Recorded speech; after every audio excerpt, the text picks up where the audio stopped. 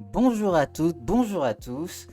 On vient de finir un live de 2 heures où on a fait ça, un petit player Netflix YouTube que je contrôle à la fois via la souris ou via mon clavier avec un play et pause et ainsi de suite.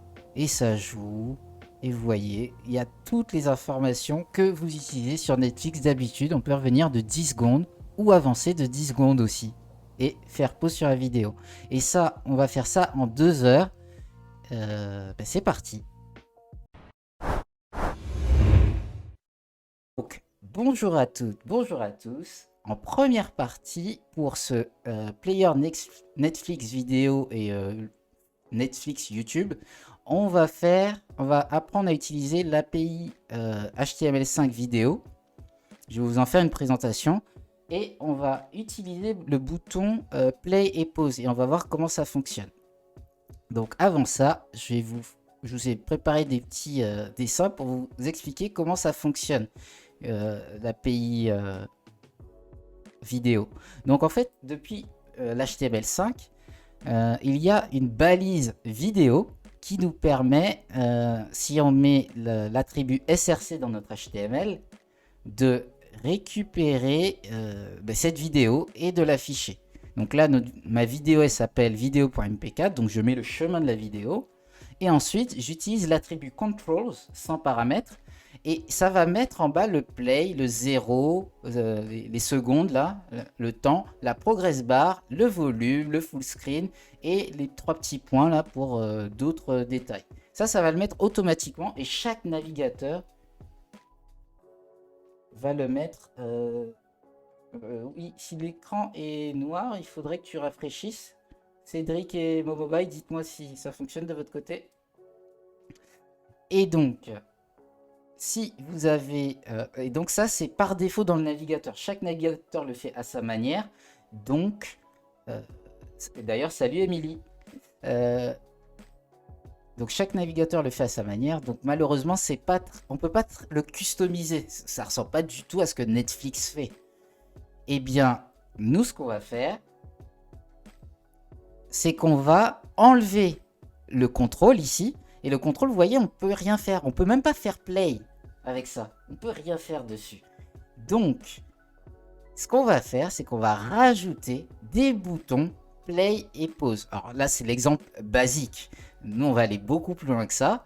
Mais on commence avec l'exemple basique. On va rajouter des boutons play et pause. Et on va faire 3 choses. On va appeler notre balise vidéo ici avec qu'on va stocker dans une variable. Donc on va faire document get element by id pour appeler l'id qui s'appelle la balise qui a un id qui s'appelle vidéo. Et on va le stocker dans une variable vidéo L. On va faire la même chose avec les boutons play et pause qui auront des id play et pause qu'on va stocker dans des variables play button et pause button. Ensuite, quand on va cliquer sur le play button, on va créer un événement qui va écouter le clic et quand on va cliquer, il va lancer vidéo.play. Et quand on va cliquer, ah mince, c'était pause et pas play. Donc quand on clique sur pause, ça fait vidéo pause. Et tout ça, d'où ça vient? Ça vient de notre ami, de notre cher ami MDN Vidéo API. Donc MDN HTML5 HTML Vidéo API. Voilà. Donc l'API vidéo audio, elles vont de pair. Donc vous voyez le vidéo controls, soit on utilise le src, soit on utilise une balise source, si on veut mettre plusieurs sources. Mais ce que je vais vous montrer, c'est la partie HTML de la chose.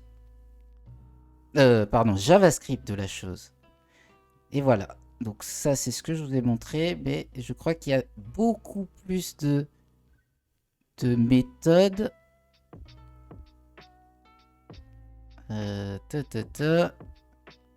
Je sais plus où c'est, mais il y a une liste où on a toutes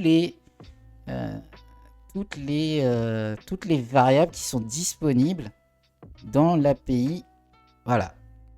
Ok. Donc on a le point auto-tracks, auto-play, controls, on a plein de choses. Et là, vous pouvez retrouver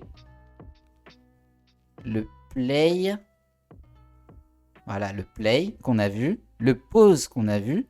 Et nous, on va utiliser d'autres choses, telles que le seek. Mais ça va être pour la deuxième partie, pour faire une control bar, pour gérer le volume aussi. Voilà, il y a le volume qui est disponible. Il y a énormément de choses. En 2 heures, on n'aura pas le temps de tout voir, mais on va essayer de voir tout ça. Donc, eh bien, let's go. On va coder maintenant. Je parle, mais ça code pas assez. Donc c'est parti, on démarre de zéro. Je crée mon fichier index.html, je crée mon doctype HTML, je crée ma balise HTML, à l'intérieur je crée mon head, comme pour une personne, on va avoir une tête et un corps. Dans la tête, on va créer les informations qui sont dans le cerveau que personne ne voit, telles que l'encodage de la page, le titre qui, alors on le voit mais c'est pas directement dans la page, donc Netflix Video Player. Voilà, si vous avez des questions dans le chat, n'hésitez pas. On va pour l'instant on n'a pas besoin de CSS, là on va faire des trucs super basiques, on fera le CSS dans la partie 2. Donc ici on va commencer à charger une vidéo et ça va être ma média vidéo 1 par exemple. Voilà, et on va mettre le controls comme je vous avais expliqué et on va l'appeler id égale vidéo parce qu'on va le réutiliser via l'id. Ensuite, on va créer un JavaScript qui va contrôler tout ça. Donc, src, js, main.js. Ce fichier n'existe pas encore. Je l'appelle, mais il n'existe pas. Donc, je vais le créer. Dossier JS, à l'intérieur, le fichier main.js. Et ensuite, on va faire... on va commencer à appeler notre page. Enfin, nos éléments. Donc, const vidéo L est égal à document.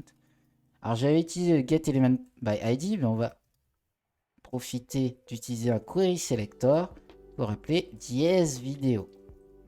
Donc le dièse ou hashtag, hein, si vous êtes plus jeune que moi ou que vous êtes fan de Twitter, ça vous permet de récupérer l'ID d'un élément HTML.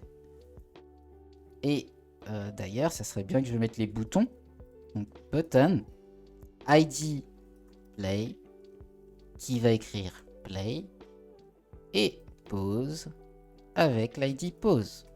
Et on va récupérer tout ça. Hop, hop. Donc, play btn, qui appelle l'id play, et pause btn, qui appelle l'id pause. Salut Jason, comment vas-tu? Ensuite, on va faire un écouteur d'événements. Donc, on va utiliser le addEventListener. Le addEventListener, c'est une méthode d'un élément. Donc, il faut qu'on appelle des éléments qui viennent du DOM, qui viennent du document. Et donc, on peut faire .addEventListener. C'est une méthode, donc on met les parenthèses, qui attend 2 paramètres. Enfin, il en attend 3, mais on n'en a besoin que 2 pour notre petit exemple. Le troisième est optionnel. Et là, on va attendre le nom de l'événement qui est le clic, sous un string. Moi, ça va super, merci Jason. Et ensuite, le deuxième paramètre, c'est une fonction. Une fonction dite callback qui sera appelée quand j'aurai cliqué. Donc, quand je clique, qu'est-ce que je fais? J'appelle ma vidéo et je lui dis de jouer. Play. Et ensuite, je prends la même chose et je fais la même chose avec pause. Donc pour l'instant, on va pas utiliser les boutons, on va lancer notre serveur, tiens. Donc ça va être très moche parce qu'on n'a pas fait de CSS. Donc, pour lancer mon serveur, je vais utiliser le live server. Donc le live server, si vous utilisez Node.js, ou vous pouvez l'installer avec VS Code, il y a un plugin live server que je n'utilise pas. Voilà, live server, vous pouvez l'installer ici. Moi, j'utilise Node.js et donc j'ai installé Node et j'installe donc ici dans mon terminal npm install live server-g en global. Je l'installe dans tout mon ordinateur. Moi, je l'ai déjà fait. Donc, une fois que c'est installé, vous faites live-server et ça va lancer un serveur ici directement. Et là, vous voyez, on a notre vidéo 1 avec les controls déjà qui sont faits. Donc là, je peux faire play et pause directement ici. Voilà. Ok, on a une petite vidéo. Bon, vous avez entendu le son, hein? Normalement, oui. Et bien, moi, ce que je vais faire, c'est que déjà, on va réduire un peu la taille de la vidéo parce qu'elle est juste énorme. Donc, on va retourner dans l'HTML. On va lui mettre une width à 400. On rafraîchit. Alors, le live server va rafraîchir automatiquement. J'avais dit que les boutons seraient en bas, donc on va se mettre une petite div ici. Hop. Voilà, comme ça les boutons sont en bas. Et voilà. Et on va enlever controls. Voilà, c'est ça que je voulais enlever. Parce qu'on ne veut pas utiliser le play ici. Et vous voyez, maintenant je n'ai plus accès. Je peux rien faire. Je clique ici. Alors vous voyez pas mon clic, mais je suis en train de cliquer. Et ça fait rien. Je peux ni faire play ni faire pause. J'ai perdu les contrôles. Et ben regardez. Voilà. Là vous voyez que ça bouge un petit peu. Et je fais pause avec les boutons. Donc c'est comme ça qu'on contrôle le play et pause. Enfin, c'est comme ça qu'on contrôle une vidéo avec l'API JavaScript qui s'appelle pourtant HTML5 vidéo. C'est ça qui est marrant. Donc c'est en JavaScript qu'on contrôle les API d'HTML5. Donc on va finir là pour la partie 1. Et maintenant, pour la partie 2, on va passer à du Netflix. Enfin, on va essayer de reproduire le Netflix. Donc, je vous donne la petite astuce. C'est qu'en gros, avec le CSS, on va créer des boutons qui vont être devant la vidéo et qui vont nous servir à faire play et pause. Et ils vont être en overlay, ils vont être en filigrane par-dessus la vidéo. Donc, c'est comme ça qu'on va le faire. Alors, bien sûr, on va le faire en étapes, hein, puisqu'on va tout faire de zéro.